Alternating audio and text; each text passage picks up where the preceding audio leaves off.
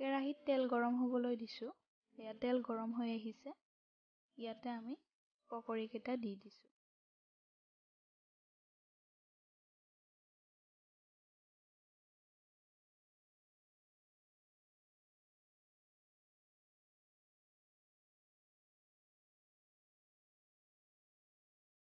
পকৰীকেইটা fry হৈ গৈছে। ওপৰখিনিও যাতে ভালদৰে ফ্ৰাই হয় সেইবাবে ওলোটাই দিছোঁ।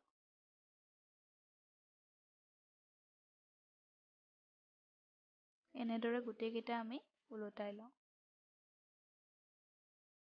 এয়া পকৰী ৰেডি হৈ গৈছে। তেলৰ পৰা উঠাই লৈছোঁ।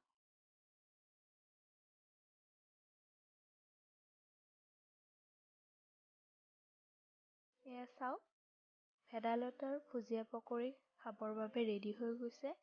ইয়াক আপোনালোকে চাহৰ লগত নতুবা ভাতৰ লগত গৰমে গৰমে পৰিৱেশন কৰিব পাৰিব।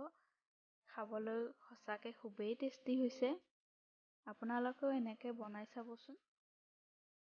যদি আমাৰ ভিডিঅ'টো ভাল লাগিছে, প্লিজ লাইক, ছাবস্ক্ৰাইব, শ্বেয়াৰ কৰি দিব।